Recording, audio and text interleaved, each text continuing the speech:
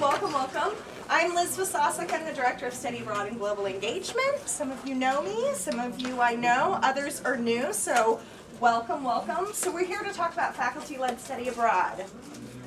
Okay, so first I'm going to give you some information about what faculty-led is, and I'll talk briefly as you can. Some of you know I'm long-winded. I'll tell you a little bit about scholarships, then we'll have faculty-led programs. We should finish around 2:30, and if you want to stick around, you have any questions, you want to network with faculty, ask them questions, or talk with myself or Chanel Campbell, the study abroad assistant in back, please feel free to do so. And if you want to head on out, go do that and enjoy this weather. Okay? All right, so let's start with a quiz. Yay! No, great though. Okay, why should you study abroad? To learn about other places. To learn about other places. Why else might you study abroad? So fun. It's so fun. Why is it fun? You get to learn about other cultures. You get to experience life as a local, and it's an incredible experience. You make amazing friends. You get long-lasting friendships. Awesome. And also Why else? you get to value your own country too, because it gets to a point you're like, I want to go back to America. So you start valuing more the stuff you have. Yeah, you have a different perspective on your culture when you have something to exchange it with. What else? You earn credits. You earn credits, yes, College academic credits. program. You're gonna knock out some college credits, get closer to graduation. And why else? What happens after you graduate? It looks good on your resume. It looks awesome on your resume. So you can take a trip to Cuba, you can take a trip here or there, but that doesn't go on your resume. Study abroad does, and that goes there for life. Awesome, okay. So what is a faculty-led study abroad program? The easiest way to explain it is that it's basically an already existing Broward course that has an international travel component to it. So instead of saying, all right, we're going to talk about photography in the classroom and what we would take pictures of in Cuba, we're all going to pack up together for a week or 2 weeks or 3 weeks, and we're going to travel to Cuba and take pictures together. Okay? Really cool thing about... So you travel with 2 Broward professors and a group of students. It's a cohort model. Okay? Your class schedule is going to be a little bit different because you're going to do a lot of your contact hours while you're in country. So it's not as though you're going to get up and they're going to say, all right, so we're going to have a lecture from 9 to 10 a.m. and then you're done for the day. We'll see you Monday, Tuesday, Wednesday, Thursday, Friday. It will be, oh, hey, you may be on a bus driving to the middle of, I don't know, somewhere in Italy or China or wherever. And you'll be having class there while you see buildings and learn about it. So it really brings your classroom to life. Okay? All right. So advantages, it's an academic program. Again, gets you towards graduation. You get to put it on your resume. It's short term. Of course, we would love to all be able to go for a semester or a full summer, but this is really great. It's 1 to 2 to 3 weeks. If you've got a job, if you've got kids, if you're taking care of your grandma, this is a really great option for you, especially for our STEM majors who have really prescribed programs of study, who can't necessarily go to Spain or Japan or wherever for a full semester. You travel as a group. If you're a first-time traveler or you don't speak the language, it's super handy when you're traveling to Cuba with someone who speaks Spanish, for example. So you're with a group, you don't have to brave customs and immigration and all of those things on your own, okay? Again, you have somebody on site who's going to be able to speak the language for you. So you're not going to be fumbling trying to figure out how to ask for where the bathroom is in Japan. You've got somebody there to help you do those things, okay? Another great thing is it's super affordable, okay? These are educational tours, opportunities. We get access and discounts and different things that you wouldn't necessarily be able to get if you were just traveling by yourself, okay? Another awesome thing, no residency requirements for BC scholarships with these programs, meaning you don't have to be a U.S. citizen to apply for some of the study abroad scholarships we have, so yay, right? Okay, all right. These programs, regardless of what you're studying, these programs are open to you. You don't have to be a language major or photography or a science or a what have you major. It's open to students from all majors, all programs, okay? You have to have a 2.5 cumulative GPA, which is no problem because I know we're with a room full of 4.0s, and to be at least 18 years of age, okay? Not too hard, I'm guessing you all meet the criteria. All right? One of the great things about these, so you're going to be registered in a special section. Once you pick your program, your faculty leaders are going to register you in a special section for it. So you'll pay your tuition as you normally do, whether you're resident, non-resident, what have you, okay? And then you'll have a program fee on top of that, which ranges from $2,500 to $4,500, depending on where you're going. But keep in mind, this cost includes your airfare, your accommodations, your ground transportation, your activities, your health insurance, and some or all meals. Things that you're going to be responsible for are BC tuition fees, books and supplies, which you're already going to be paying for anyway, your passport if you don't have it, visa if it's needed or not included in your program, some meals if they're not included, personal expenses, meaning whatever souvenirs or fun money or what have you, and then if there's an optional excursion or things that you want to go on. So it's really great because it's an academic opportunity where we've basically figured out all the logistics of where you're going and what plane you're getting on and what time you're headed there. So it's really great. Okay? All right, money. Who likes free money? Yay! We all like free money. Okay, there is free money out there. Last year, Broward College students from scholarships got $85,000 in scholarship funding. That's a pretty good chunk of change. So I always hear students say like, oh, I'm not gonna get it, there's no money. And I can tell you that is not true at all, okay? So one of the scholarships that we have, which the name actually just changed, it's now the Faculty-Led Study Abroad Program Travel Grant. So you can get between $250 to $1,000 for this scholarship towards your program fees, okay? The cool thing we have about this program, or this scholarship this year, is that we're having 2 different application cycles. Okay, in the past you had to put down a commitment fee and be committed to the program before you could be offered a scholarship. Okay, this year we have an early November deadline, so it's right around the corner. It's November 10th, I believe, where you can actually apply for the scholarship and find out if you get your $250 or $500 or $750 or $1,000 before you commit to the study abroad program. If you haven't really decided yet, that's okay, because there will be another application cycle in March where you can reapply again for free money. So, okay? Do we have any honors students in here? Yay, honors students! We also have the honors grant for study abroad, formerly the honors scholarship for international studies. Our student who applied for this last year got $1,500 for her study abroad program. So she got scholarship for short-term study abroad, honors grant for study abroad. She had over $2,000 in free money for her program. Not a bad deal, okay? So we also have the financial aid scholarship for summer study abroad. So if you are participating in one of these faculty-led programs and you're financial aid eligible, you can go on the financial aid website come this summer and you can apply for this scholarship to help with your books, your tuition, and your fees as well, okay? So this is just for study abroad students, okay? Then we have the Benjamin A. Gilman International Scholarship, which is for U.S. citizens who are receiving Pell Grants, who are participating in the study abroad program at least 2 weeks, so at least 14 days, okay? You can get up to $5,000 for the scholarship. I had a student apply for it, got it for Italy, it paid her entire program fee. She used her uncle's miles, so she paid nothing for her study abroad program. Okay? Doesn't sound like a bad deal. All right? And I know, it's going to take some work. You'll have to get some letters of recommendation, write a couple essays, okay? But let's say that you apply for the faculty-led study abroad scholarship and you get $1,000 and you spent 5 hours. Okay? So $1,000 divided by 5 is what? 200. Okay, so you earned $200 an hour. Does anybody here earn that in your day job? Not yet. Not I like the way you think. Me either. So if you do, let me know, okay? But it's definitely worth it. All right? Do we have anybody in here who got a scholarship for study abroad? Oh, awesome, awesome. Was it worth the work you put in for it? Yeah. Awesome. Good to know. All right. Go up. So how to apply and participate? You can talk to the faculty leaders. They're going to be presenting about their programs. You can talk to me. There's an online application that you can submit directly to your faculty leaders.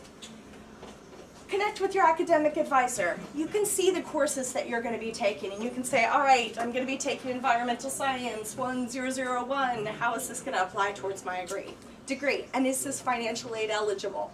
You can find that out. Submit your program materials by the deadline. If you don't have a passport, or if your passport is getting ready to expire, you can start on that. Once you have that passport, you're good to start traveling, okay?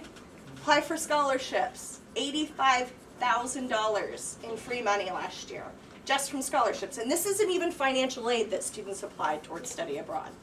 Okay, that's a lot of money, right? You're gonna pay your remaining program balance, you're gonna go to class, and you're gonna pack and board the plane. All right? So, does anyone have any questions that I can quickly answer? Is there a, what's the word I'm looking for? Like a limit to who could go to various programs? So, this is the thing about faculty-led study abroad. There are caps and minimums for a program. And what that means is that there's a minimum number of students who have to sign up to participate. So it may be we have to have 10 students who are interested in going to Peru or Canada or what have you. But there's also a cap. So it may be 15 students, it may be 20 students. Once we have 20 students in that program is then closed. So it's open to students of all programs, but there is limited capacity as well. Okay, so you want to get your money, you want to get your application in, first come, first served basis in a lot of cases. Do we know what classes yet are going to be offered for what programs?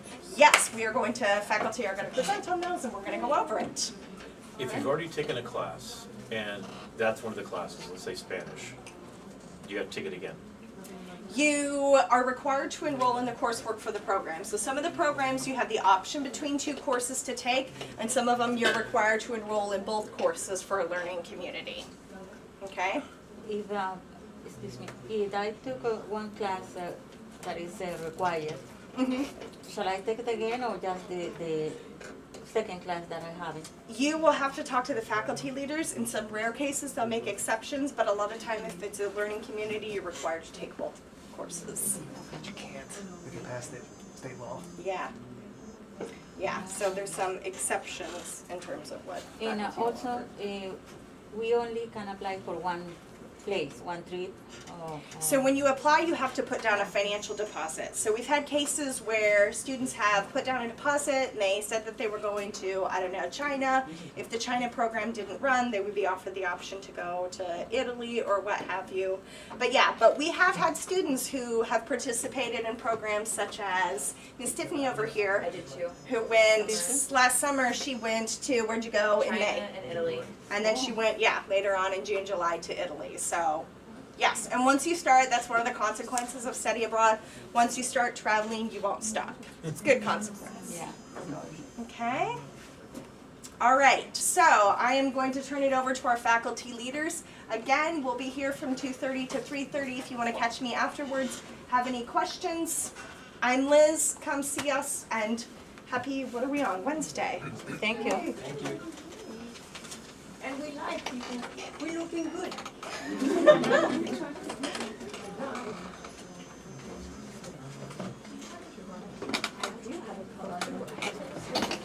All right. I will now turn from the mouse into the presenter. All right. So I'm Dr. Serrano. So I lead the science study abroad. We've been doing it for many years. We cycle between the Peruvian Amazon and the Pacific Northwest of Canada. So we just did Canada this past summer, but now we're on the next 2 trips. We're going to the Amazon in Peru.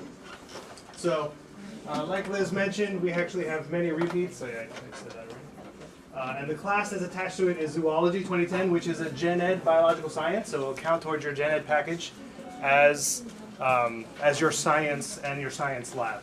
So you can knock out both the biological science and the science lab from your Gen Ed package with that. This class is over spring break, so we're a little different. So you don't have to change your schedule. We run over spring break and we come back a little afterwards. We come the Wednesday after. So you get a 12-day trip, but you can still take regular classes. So you'll just miss like 3 or 4 days when you come back. But you can still take your full load. The class is the normal zoology section you attend with everybody else, but then you get to go and actually see the critters running around the Amazon and such. Then And then for those in science majors, it's any biological gen ed science. And it's also majors and non-majors class. So a lot of non-majors do take zoology as well. So it's not just a majors course. So there's no prereq of another course. All right, so for this term, it's a 2, and we give you flexibility. You can either go to the 2 o'clock or the 6:30 Tuesday, Thursday lecture, and the labs are on Wednesday. So sometimes, depending on weather and cost, we will do some extra trips down to the Keys and do some snorkeling and such.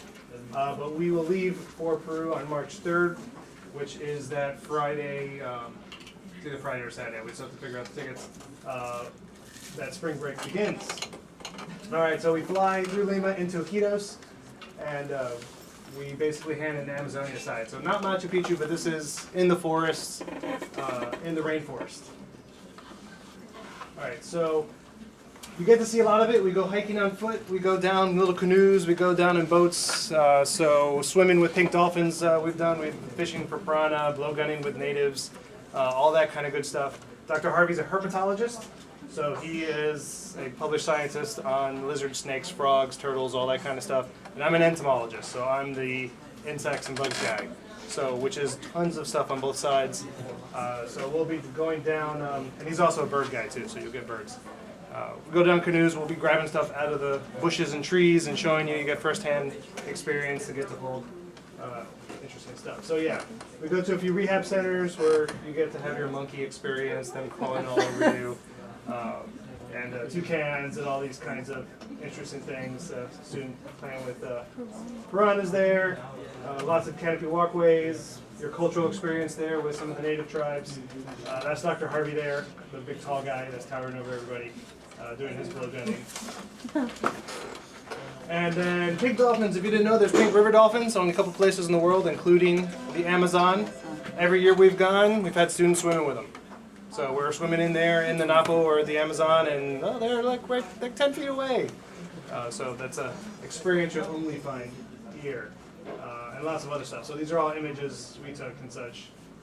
So these boating trips allow us to get right up next to nature and such. Actually go swimming, so you can check that off the bucket list. You actually went swimming in the Amazon. So there's us holding an anaconda. So like I said, you get up close and personal and actually get to hold it. You can see the ones in the back were a little scared of the snake, so they didn't have to hold it, but they still at least got to experience. And then, of course, like you said, there's scholarships. Our cost is $2,500 is the estimate we're looking at. We do have a cap. We only take a maximum of 12. And this is why, because if you take big groups marching through the forest, you're too loud, everything runs away, and you don't see anything. So we cap it at 12. We've already accepted 6. So if this is something you're interested in, you better come talk to myself or Dr. Harvey quicker than most others, because it is a spring break trip. So there's Dr. Harvey's email. We also have the postcards in the back, so then you can take email us, get more questions answered. So the cost covers everything. Every single meal is included, all 3 meals. The only thing you have to pay for is souvenirs, and $25 American will get you all the native souvenirs you could possibly hold. All the handicrafts they make there. And yeah, so any questions? So, all right.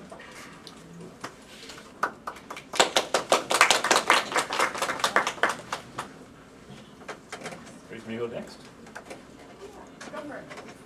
Okay. I'm Rick McCauley. I'm the program manager for graphic design AS degree, and the trip we're doing is to Cuba. So, I don't do Windows, so if anybody wants to help me out here. Where is the annotation stuff here?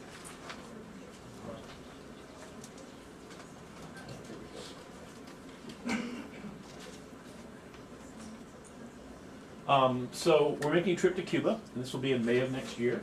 It's going to be a photography class and a Spanish travel language class, taught by myself, Rick McCauley, and there's some pictures from Cuba, and Claudia Schugman. So there's Claudia there. She'll be teaching travel Spanish, and I'll be teaching photography class. Photography you can take as an elective, or it's also part of an AS degree in graphic design as well. To give you a little background about myself, I've been a photographer professionally for 40 years. I worked for the Miami Herald for 15 years, and I was part of the hurricane coverage that won a Pulitzer for the Miami Herald. I've since been all over the world, including this last summer to Iceland, and I've got a book if somebody's curious to take a look at pictures. China, Japan, all over Europe. I grew up an army brat, so I was raised in Okinawa, Japan, and then in Athens, Greece. So I've done a lot of traveling, have not been to Cuba yet. Every one of my photojournalist friends has been there, spent a lot of time, so they've given me lots of notes and things to think about doing. So it's required that you take 2 classes, Spanish for travel.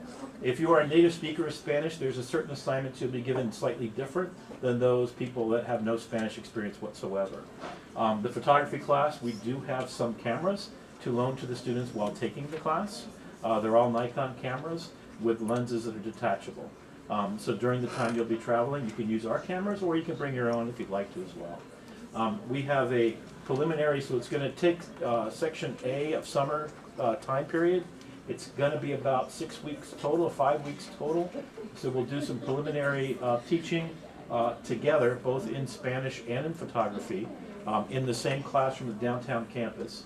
And then we will go on our trip and come back and finish off with our final exams and our projects that are due from the photography class. Summer A is basically the time period we're talking about. The actual trip duration is going to be from May 29th to June 5th. So it's an 8-day trip, and here's the itinerary, lots of details. If you want to know all kinds of little details, I've got a brochure here that contains this information, so you can take a look at it at length if you'd like to do that. But some of the things that we're going to be doing, obviously staying in Havana for the most part, doing a city tour, going to the Buena Vista Social Club.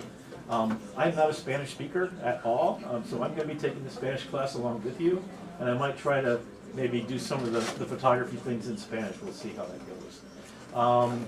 We'll be working on a community service project for art fabrication at the University of Havana.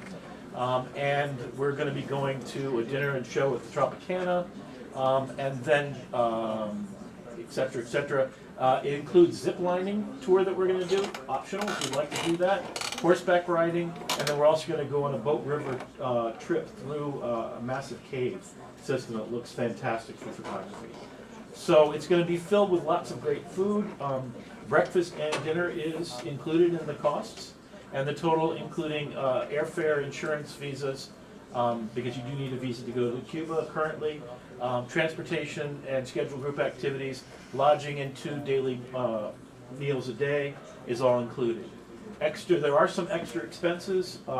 Fresh water every day is going to be an extra expense. And also your lunches are going to be mostly on your own, but some of them are included within the price of the trip. It's not that far, but the cost of $2,500 is because the visas are expensive, and there's a duty that goes to the Cuban government that has to be paid also. So there's some extra charges that are typically, it's 90 miles away, so how expensive could it be? But you're including all the things like the lodging, a full-time interpreter and guide, and of course Claudia speaks Spanish natively. So it should be a fun trip. Any questions?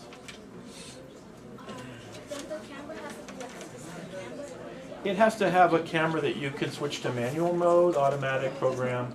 So almost every camera, I've actually had a student attempt to take the entire class using their iPhone. And there's an app where you can actually manually set the settings. It's preferable if you have some camera that has at least a nice zoom lens and is detachable lenses. Although there are many systems these days that are all-in-one that will give you the same functionality we're talking about. But you'll be able to, at the end of the class, be able to operate a manual camera, understand aperture, shutter speed, lighting, ISO, all those kind of things that you would take in the regular photography course that we do teach. As well as we spend a lot of time on the stylistic variations that are photography. I look at photography very much like literature, so you have people like Shakespeare, and you have people like Dave Barry, and you have people like all over the place, right? So there's many different things, different ways of communicating using photography, and we're going to explore a lot of those. Obviously on the trip, it's going to be about photographing the native environment, the people of Cuba, just the space before it turns into McDonald's at every corner, which probably will never happen. But this is your last glimpse at Cuba as an untouched place since the 1950s. So the automobiles that are there, the buildings and the structure.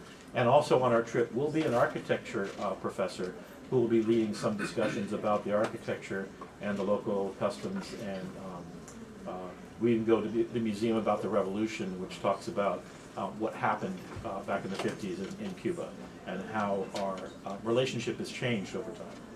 So we spent a lot of time about learning about the country itself. Any other questions? Just curiosity, how much is the visa to? It's included in the price, Yeah, I know, but so I have no idea. I know when I went to Russia, it was $700.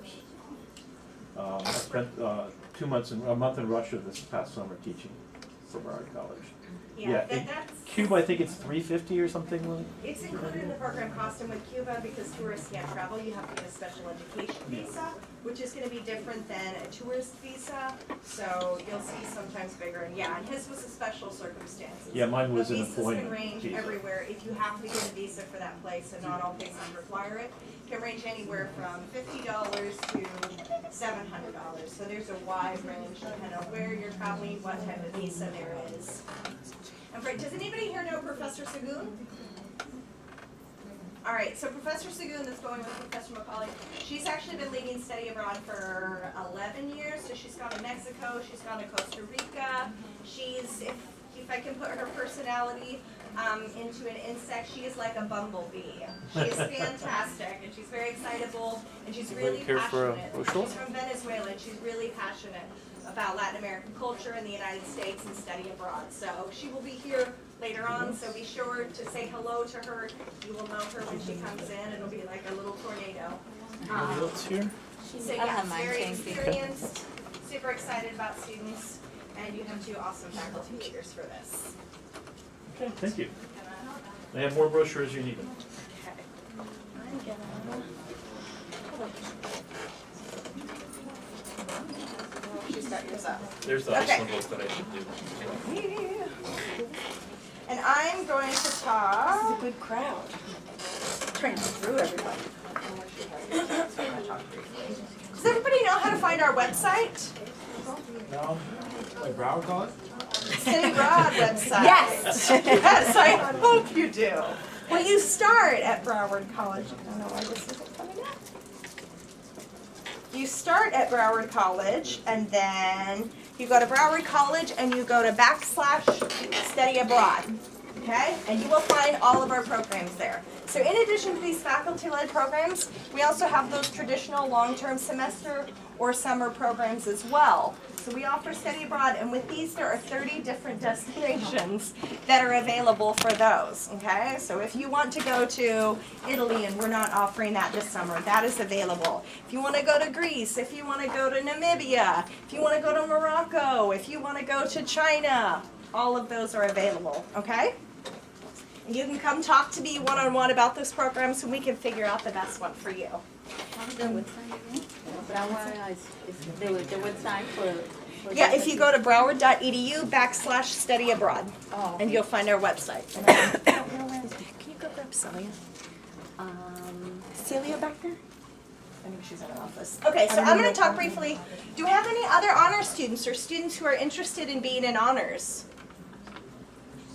Awesome. The benefit of honors. So the benefit of honors is that it gives you more experience in your courses in terms of research. It gives you access to conferences. It looks amazing on your resume. It gives you access to things like the Jack Coe Kent Transfer Scholarship. So, and you're in honors, aren't you, Tiffany? What do you have to say about honors?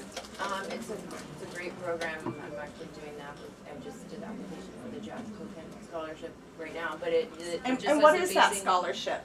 It's a transfer scholarship, and you can get up to $40,000 to transfer to a university. Yeah, and Broward College has one of the top awardees of the Jack Coe Kent Scholarship, the top number of students who have sent it on it in the top area. Okay? Also, one of the advantages of honors is the Honor Service Learning Program. So last year they went to Brazil. This year we're headed to Bolivia. Okay? So students are going to take 2 honors courses. The first course that they're going to take is they're going to do an 8-week course that's environmental science. So you'll be studying that with Professor Nilo Marin. who Nilo went to Costa Rica. He's an awesome, fascinating guy, born in Belize, lives in the United States. Great, great intelligent man.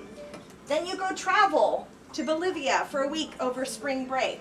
The really awesome thing about this program, in addition to it being just super cool anyway, is that it is actually a subsidized program, meaning your airfare is paid, your housing is paid, your breakfast is paid, your ground transportation is paid. You have to pay your tuition and some of your meals.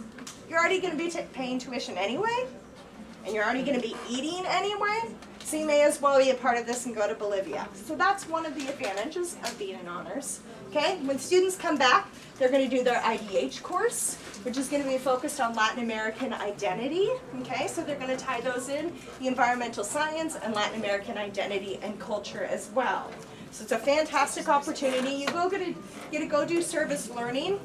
So you're going to be building houses. So you're going to do that for several days.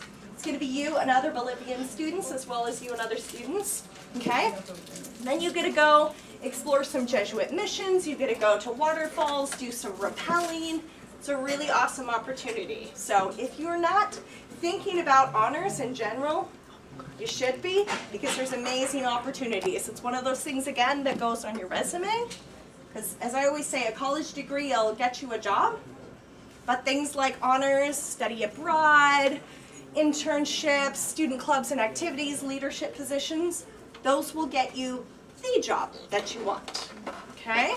So that is available. The deadline is actually coming up in about a little over a week. So if you're interested in that, contact Honors, okay? And they'll have more information for you on it. All right? Sorry. I just trying to move. Can I go here? Oh yeah, but Does anybody, well, she's doing technology. Does anybody have any other questions that have sprung up? Is someone here to talk about the Canada one or the Japan? Yes, I'm going to be talking. Our Canada faculty leaders are fortunately and unfortunately teaching right now. So I'm going to tell you a little bit about the Canada program right now. The Japan one isn't here either? Yes, Japan and Singapore will be after this. All right, so Toronto, where is Toronto? Canada. Canada, where in Canada? I don't know. Do y'all know where New York State is? Okay, keep going north, all right? Okay, so this year we'll be offering, we're very excited. I'm going to have you click for me if you would. Okay, a culture and communication program in Toronto, Canada. I know sometimes people think, oh, Canada, isn't that just like another America? No. It's not. If you've never been in Canada, cross that border and take a look for yourself, okay? It's a totally, literally a different country, and also, yes, very, very diverse and interesting. Okay, so the two courses that are going to be taught are you're going to be doing Intro to Public Speaking and a Humanities course. Okay? It's a learning community. These are both courses that you have to take at Broward College. Okay? So you can go and you can knock these out in 2 weeks in Canada, which isn't a bad deal. Oh, 3 more. Okay? All right, so another really cool feature of this is that we're partnering with the University of Toronto. So students actually get to go and stay in the dorm, stay on campus at the University of Toronto. So a lot of us that go to community colleges, we don't get that dorm experience. And it's pretty cool. Okay, so you get a couple of weeks to stay in the dorm, see what college life is at when you're living on a residential campus, and you're going to be right in the heart of Toronto as well. Okay? All right, everyone's heard of Niagara Falls, right? And the Canadian side's gorgeous. Yes, yes. You are going to get to go to visit Niagara Falls, so you will literally be within walking distance to see this amazing, amazing, amazing waterfall. It is breathtaking, okay? It's one of those things that we don't think about. If you have not seen waterfalls, put that on your bucket list, okay? You also get to do a tour of a castle. Who knew that there was a castle in Canada? Nobody. Guess what? There's a castle in Canada. So you get to go do a tour of North America's only castle. Okay? Go for it. All right, and you get a sneak peek of the world. One of the things that we forget about is how diverse that Canada is, okay? You're gonna go visit Little India, Little Italy, Greek town, Koreatown, Chinatown, and Portugal Village, and more. So you get to see all of these little groups and communities, all of these little neighborhoods. So if you've ever been to New York City, you've been to Little Italy and Chinatown and all of these things, you get to experience a new version of that. And if you've never experienced it, it's awesome when you're within a city, similar to Miami, but this is like Miami on steroids, okay? And so you gotta go, and you go from one neighborhood to the next, and you feel like you're traveling the world when you're bouncing between these neighborhoods, okay? All right, so cool things about this is it's 14 days abroad. So it's 2 weeks that you get to travel for. If you are a U.S. citizen who receives a Pell Grant, this is a Benjamin Gilman Scholarship eligible program. So that's another scholarship that's available to you. Our first student who 2 years ago did their summer program with this, he got $2,500 for his Benjamin Gilman Scholarship. He paid his entire program fee to go to Costa Rica. So he didn't pay anything to study abroad. Not a bad deal, okay? All right, so if you decide that you want to do 2 study abroad programs, so if you want to go to Cuba or Singapore and Japan, okay, you can come back and you can still go on this program, all right? You're going to have some on-campus class just like you will with any program, and then you travel from July 27th to August 9th. So if you have summer activities, internships, things like this program's still going to be available to you as well. And this program is super affordable also. 2 weeks for $2,500. Oh, can you pop that? 2 weeks for $2,500. Don't have to apply for a visa if you're a U.S. citizen. And then if you aren't a U.S. citizen, then we'll talk with you and work with you on your visa requirements if needed. Okay? So the 2 professors who are leading it, okay, are Betty Eugene King and Daniela Otati, who are both based on South Campus and who are teaching right now. God bless them. Okay? They're awesome and dynamic as well. All right? And if you have any questions, you can contact them directly. I know a lot because I've been working with them, or you can ask me questions as well. Okay? All right, so here's their contact information. You can also find them on our website. So when you go to broward.edu/study abroad, you're going to see front and center faculty-led programs. Click on that and you can see more information on all of these programs, contact information, courses, everything like that. So when you leave and you forget everything we've said, that's available. And you can go look at program itineraries in depth as well. All right? Okay, so I am going to turn it over to Professor Montesarchio to talk about Singapore and Japan. And I wore red because it's the Asian color. Hi everyone. I am Dr. Montesarchio, and we have done, sorry, with my PowerPoint to come up. We are doing a study abroad, just a little history. The past 2 years, this past May and the year before, Dr. Krista and I did a study abroad in China where we visited Beijing, Shanghai, and Hong Kong. So if you have never done a study abroad, we have a person here, Tiffany, who actually went with us and traveled with us. But the neat thing is to do a study abroad, it is truly a life-changing, like Liz had said. That's okay. Oh, here we go. Come on, keep changes, keep changes. So Dr. Chris couldn't be here with us today because she's actually the China coordinator for Broward College. So I sent her my slideshow that I had set up, and she goes, "Is that fruit?" And I was like, "No, that's luggage, right?" But you're going halfway around the world, so obviously we want to make sure that our luggage gets there appropriately at the same time as us. So our tour is Japan and Singapore. Next one, please. 12 days abroad, and then one of those days on each end are half a day, but it's 12 hours ahead and 12 hours back. We're going to depart May 15th, which is the first day of this summer session. Session, was it A, B, what is it? 2? Session 2. And we return May 26th. So we leave on a Monday and we return on a Friday. So even though we leave Friday morning, we get back Friday night here.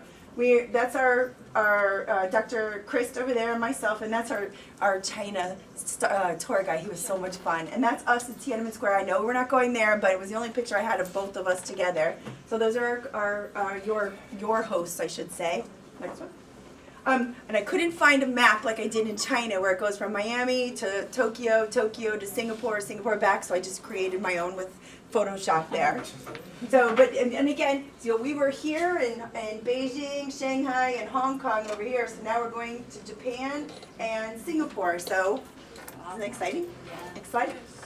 And I just filled in, while I could talk for hours about China, without a doubt, because I've been there twice, Tokyo is going to be a new adventure, and that's how we're looking at this, just like when we went to China the last time, and Singapore as well. So this is Tokyo Bay, kind of looks like San Francisco a little bit, it reminds me of.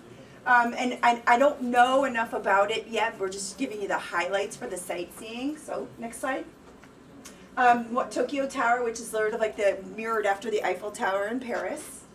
Isn't it beautiful? It's beautiful. It's built out of tank parts from World War II. Say it again? It's built out of tank parts from World War II. Oh, you want to go to I was there Tokyo? last summer. Yeah. Street view of Tokyo, which I think is absolutely fascinating. And I'm sorry I'm standing That's in okay. front I of you. think this possible. I mean, it sort of reminds me of New York City, but with Asian symbols everywhere, right? So I kind of like Chinatown somewhere, if you've all been to New York City. Next slide. Mount Fuji, which is the highest elevation, and that's off to the right is a Buddhist temple. And one of the things I truly learned and fell in love with was, you know, being able to visit these temples. And it's not about religion, it's about a spiritual being. And we went to so many in China. It's just sort of this breathtaking aha moment where, and I don't know if any of you guys have ever meditated, but just to stop for 5 seconds and breathe and not think of anything, that's what it feels like when you go for them, right, Tiffany? Yes. And it's just a mesmerizing, sort of beautiful experience. So we're going to visit the temples as well, and Mount Fuji. Next slide. You've all heard of Gwen Stefani, right?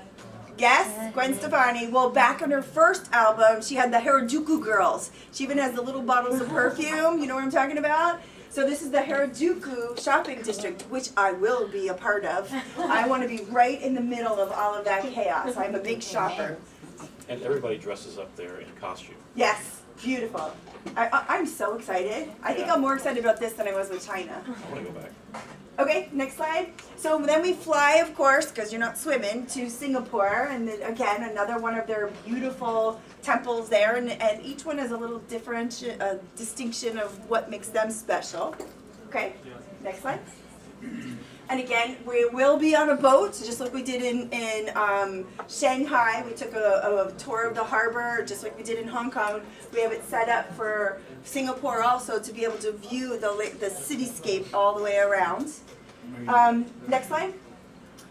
This is is it Merlion? Do you know that? Merlion? Have you ever been to Singapore? No. Okay, Merlion. So what I've read and what my research is, you know, it's a half lion, half fish because Singapore started as a small fishing village. And does anybody know anything about Singapore? It's really industrialized. Well, it's more financial and business oriented, like insurances, financial companies, and things like that. Because they don't really manufacture anything there. But you know, and everybody that, like my family, like I heard if you spit on the floor, you know, you can get arrested or something like that. I go, I think that's sort of the case. I said, but as I was walking in my head, I was going through the slides. But did you see all the garbage out there? Like, and nobody else, when you walk into the library, I wish we had somewhat of that, you know, because people litter like there's crazy, right? So that's why their city is one of the most beautiful cities. They have very specific rules and regulations, not communist, but rules and regulations that they abide by to keep it so beautiful. And so the half lion is because they've become truly like, you know, a crazy business part of the industry here. Okay, next. Oh, wait. Go back one side. Sorry. Oh, whoa, hello. Okay, sorry. You want to This one. Take a look at that right there, okay? Keep that in your, huh? Marina Bay. Oh, how do you know that? Okay, keep an eye on that one. We'll come back to it. So now, next slide.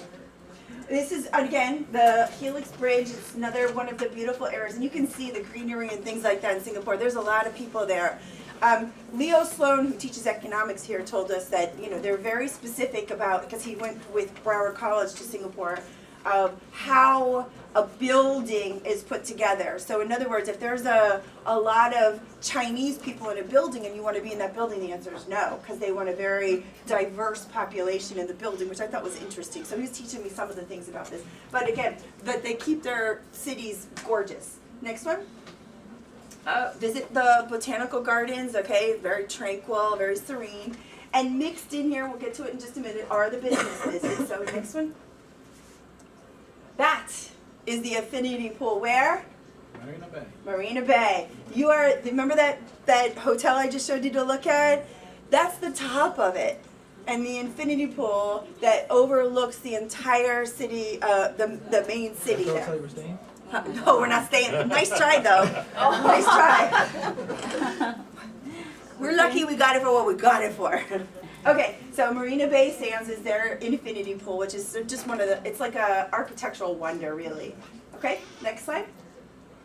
So again, the learning part of it, so we showed you the fun stuff. There is learning involved. Summer study abroad. It's open to all Broward College students, and I think we're all 18 and over are the ones allowed. And you're looking for the synergy. You're going to learn about the leadership, Asian culture, and the global business models when it comes to all of these different things. So China is very different than Japan, which is very different than Singapore. So hopefully we'll get that synergy there. Oh, you're there. Next slide, please.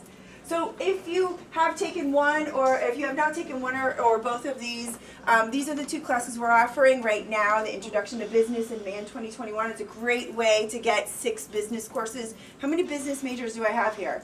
Business of some sort? Okay, good. Okay, so, and next slide. Here, there it is again. So you can see where that infinity pool was. That's just a beautiful picture, isn't it? So the cost, I'll get to in just a minute. The program cost includes all of your airfare, and that includes from Miami to probably Chicago or Houston, all the way to Japan, and then the flight from Japan to Singapore, and then back, of course, to Miami. Hotel accommodations, and we've looked at the hotels that are on our itinerary, 4 and 5 star. You're not staying in Motel 6, okay? They are really pretty hotels.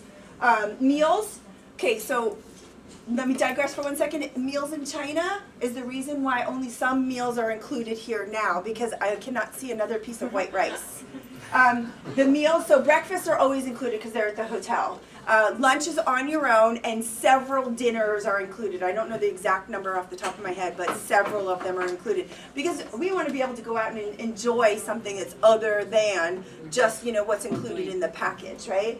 Specified by the itinerary, entrance fees, transportation. We have a tour person picking us up, stays with us, and yet while yes, there's free time there, we're there for specific reasons. We are there to visit the sites, go to the cultural events, and go to the businesses and visit the businesses.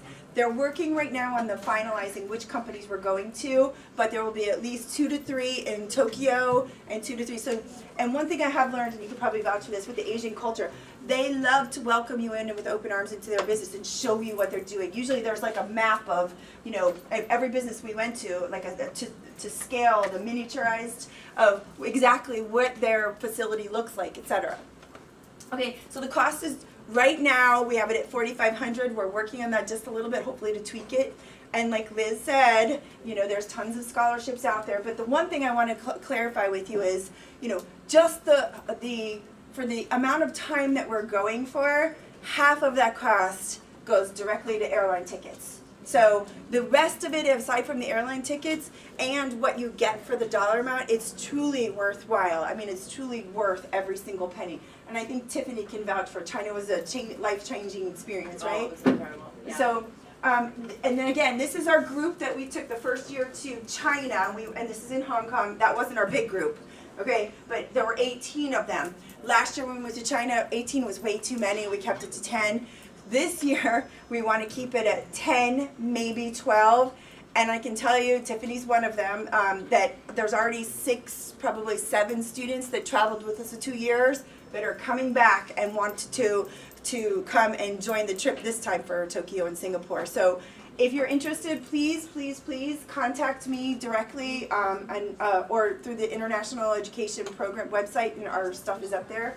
And the last one, So the price was? What? 42, the price was? Right around 4,500. And I have a Japanese student that said that's wrong, but Google told me it was right, so I'm going to go with it. And that's questions. Can I answer any questions? Anybody? Don't be shy. Yes. We need to apply. We probably do for visa. No, and that's on the website also. For China, it was over $100 and something for the visa, but U.S. citizens, you do not need a visa. You need a valid passport. It needs to be valid for 6 months after your leave. But for Tokyo or Singapore, U.S. citizens. If you're from another country, you can check it on the website, but we can do that if you come to my office and come and chat about it. Yes? What about if we took both classes? We'll talk about that afterwards. Okay. Professor, Yeah. do you have idea how much a trip like this will cost in any travel agency? Just to get an idea. No, but you can look on Expedia and pull it up and see how much it would cost. Maybe double, yeah? Huh? Maybe double, maybe twice Well, we're as working much. with a travel agent, so no, I think it's good. I think it's, you know, when we put these things together, it's a bargain. It's really cheap. It's a bargain. It's really, because it includes your airfare, the hotel stay, the meals, and then the things to do, and then have a You're like 8 translator. o'clock on a bus, let's go, and I'm It's sure all of very our programs are like inexpensive. that. So, Josh, you had a question? What was her question in terms of the visa? How much would it be? And you said no, right? We don't There's need no that. visa for U.S. citizens or with a U.S. passport. If you have a passport from another country, we just have to double check on the website. Alright. Okay? Anybody else? You have to take those 2 classes in order to be eligible to them. One or both. We prefer both. It's a nice way to get 6 credits done too. And so the business visits are going to be the insurance and the financial industries and things like that. And then when you come back, of course, the presentation and what's exciting. You said you have to pay like a down payment or something? Yeah, we're working on that. I have to talk to Liz about that. But yes, there's, you know, to show your commitment. I can't remember how much my down payment was. $200. $500 deposit. So that's going to hold your spot. Okay, you had a question? Just the same question she had. If you've already taken those 2 classes. We can are work there with any you other options? if you want to go to maybe do an independent study. So, and whether it's personal finance, accounting, one of the BAS courses. Yes, Josh. When would you like start collecting money? Like if you're gonna get the deposit? Liz, when did I say our? December 1st is the deadline for Singapore and Japan. So if you are interested, getting in a The better, the faster you get it, because again, we're limiting our capacity, because after taking 18 versus 10, 10 was just an intimate family type atmosphere, and I really felt that. We might go up to 12, but then the cost may go up a little bit after 12 because it's another bus. You know, so we're basing it all on the number of passengers in the vehicle when we get there. Anybody else? Oh, I would say xie, that's but Chinese. Oh, okay. And dolce is thank you in Cantonese too. Thank you.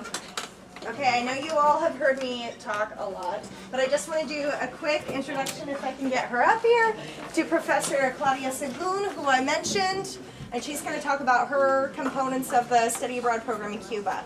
While she's coming up, just a quick thing, deposits vary by the program, so it'll be between $200 and $500 for a program deposit. Okay? Thank you, very quickly. Hola, hola, hola, ¿cómo están? Everybody, ¿todo mundo bien? Chévere, ¿listo para ir a Cuba? Ahora sí. Sí, ahora sí estamos, ahora sí empezó la cosa. Ok, muy bien. Un momento, por favor. Un momento, por favor.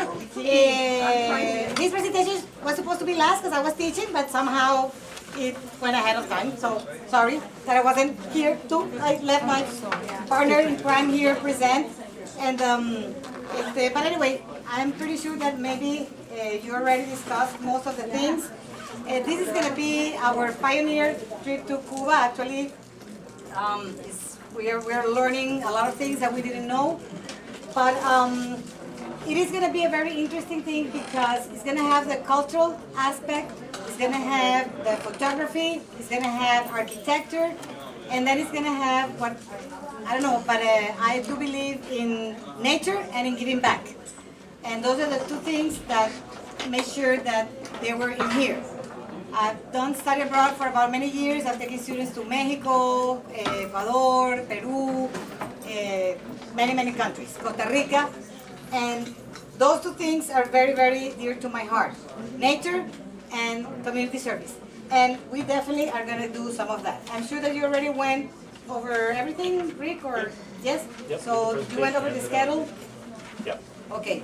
And Well, I just want to tell you that I think it's an amazing opportunity, and we always try to balance, and some students are able to afford certain trips, and then some students have a challenge with making the amount. So I always laugh, but my trips are always the Walmart of the trips, because for these, the cost of this program is $2,500, and that includes the flight, all the breakfast, all dinner, and that's very important because when you start adding up what you're gonna have to pay if you don't have everything in it, it ends up getting a lot. So I have learned through all my years that I'd rather put as much as I can already included.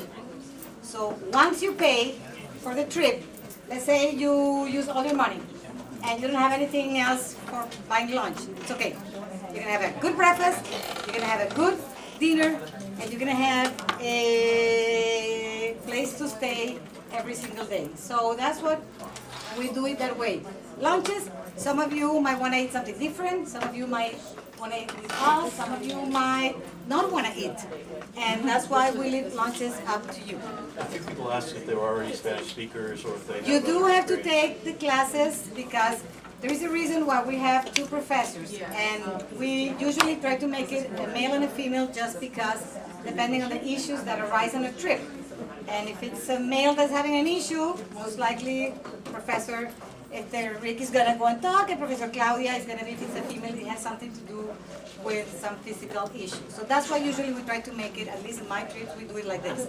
And we need 2 professors, and that's why, students need to take both classes. Now, Spanish, this one is culture, Cuban culture. So even if you speak Spanish, that doesn't mean that you know about the Cuban culture and many of the things that we're gonna learn, and also the language. So all students, in theory, are expected to sign up for both classes.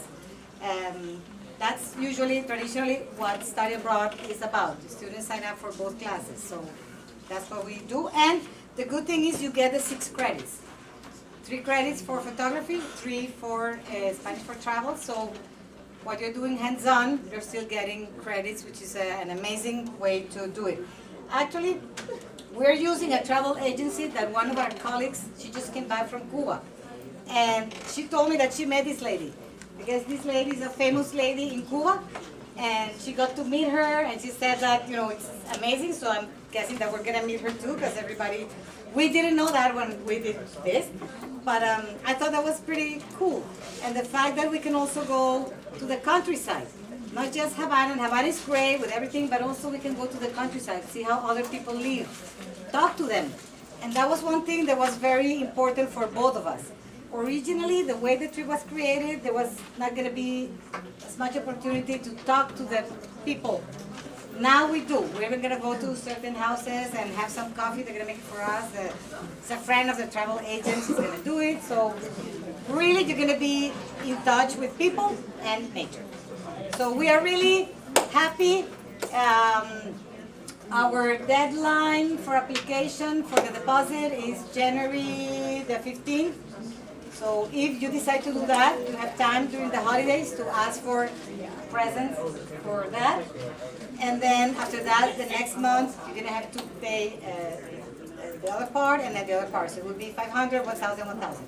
And then with that, 2,500, you are set. The visa is included. You don't have to pay separate for the visa.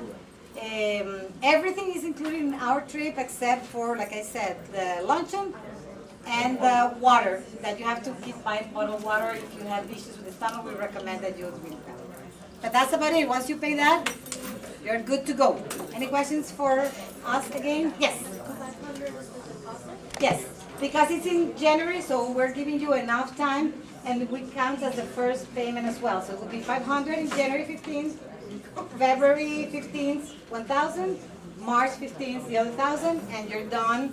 And then at the end of May, we go. We're gonna be in Havana. We're gonna be for 5 days, and that is important because when we go there and when we tell you that we're gonna be 7 days in Cuba, we are gonna be 7 days there. There is just a 1 day that we're coming back, but in Cuba, we're gonna be 7 days. 5 in La Habana, doing all kinds of visits, and we're gonna, a lot of art, a lot of music. We're having so many things. And then 2 in Pinar del Rio. It's a place called Terrazas, where they have some odd formations. They're called mogotes. There's some type of mountain that is very unique, and that's where we're gonna do the horseback riding. And they say that for photography, it's an amazing place. There's a boat ride through a cave. Yes, we're gonna have a And boat ride. that's the picture with the horse in the back. Exactly. That's what More questions, more questions. I love questions. Oh, you guys are not like my regular. Can I go? Well, let me tell you, I know that this is gonna go fast Go just quickly, because Professor Rick has students that wanna go. I have my own students. I just gave this presentation in my classes today. That's what, and I have 3 classes, so I already have students that already asked me whether they needed to bring a check or a money order. There is a alumni, last name is Sagun, is coming as well, and he's giving his deposit as well. So this is gonna fill up, but I'm totally excited. So any other question for us? Is somebody else presenting after us, or we're done? I think that's it. That's it. Well, thank you very, very much. And Professor Rick, okay, you don't say to worry, but it's right there. This is his address, my email address, and then the international. Because Liz is in charge of so much, we would rather you contact either one of us. And even better if it's both at the same time. Thank you, thank you, thank you. Thank you, Celia, for doing this for us.